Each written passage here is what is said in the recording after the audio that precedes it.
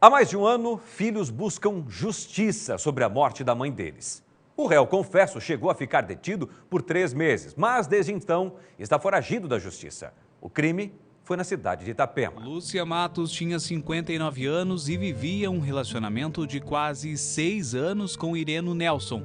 A médica pediatra foi morta em 20 de março de 2020, poucos dias depois do governo de Santa Catarina decretar a situação de emergência no estado por causa da Covid-19. Ela estava muito preocupada com a pandemia que estava chegando, né?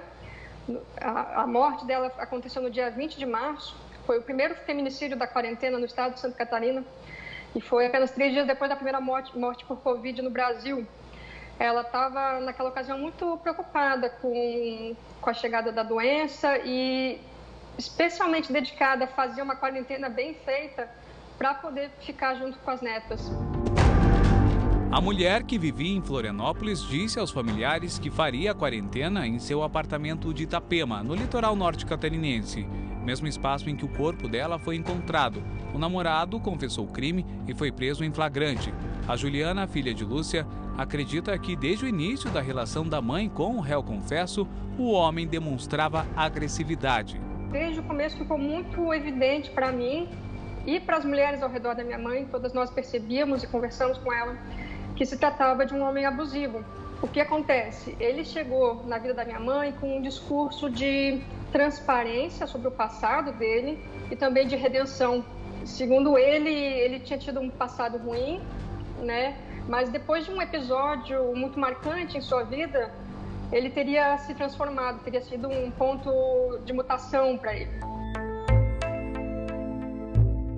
A vítima sempre estava presente com os netos. Para as crianças, a dificuldade da família até hoje é falar da ausência da avó. Eu fui colocar a Giovana para dormir, contando história e tal, e de novo, ela sempre pergunta na minha mãe. E aí um dia ela perguntou, onde é que está a vovó Lúcia? E eu falei assim, a gente já te contou que ela virou uma estrelinha, né? E aí ela perguntou assim, o vovô Nelson está cuidando dela? Filhos da vítima esperam que Ireno seja condenado e volte para a prisão. Isso porque ele ficou detido por 3 meses após a morte da companheira e foi solto em junho. Alguns dias depois da soltura, o Ministério Público Estadual entrou com um recurso pedindo novamente a prisão preventiva dele. Por meio de nota, o órgão diz que a liberdade foi indevida e que o crime praticado é extremamente grave, causando grande abalo social, e que o homem usou de meio atroz durante um período em que a sociedade já se encontra fragilizada por conta da pandemia.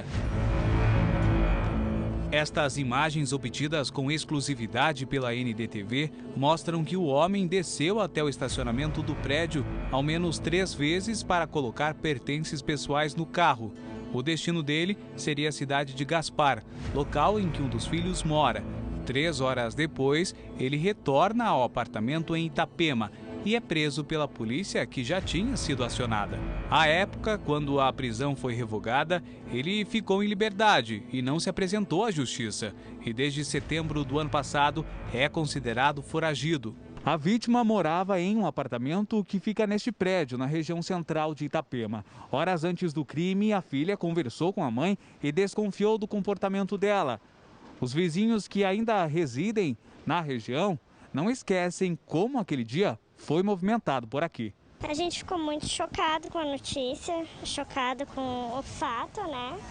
Ficamos todos muito tristes de saber que era uma pessoa tão querida da sociedade. Eu fico assustada até de saber que a gente está à mercê de um assassino, né? Tomara que a justiça seja feita. Na realidade, está bastante claro que se trata de feminicídio, isso não tem qualquer dúvida.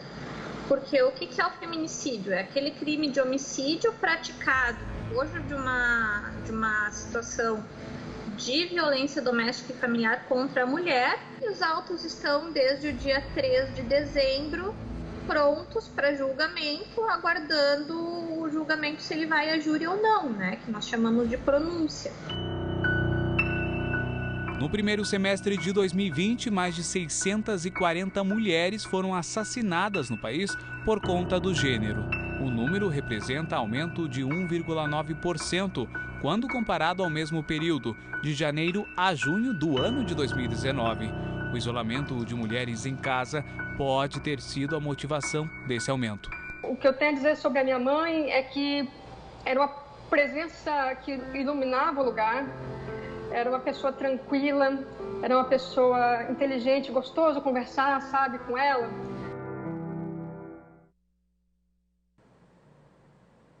É lamentável agora os filhos terem que pedir justiça para que ela seja feita efetivamente pela morte da mãe, que foi cometida por um homem sem nenhum escrúpulo, que deveria não estar solto e nem ter sido liberado pela justiça, mas estar preso.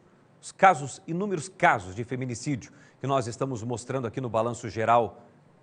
Até onde? Até quando essa situação vai continuar acontecendo? É lamentável, gente, é lamentável.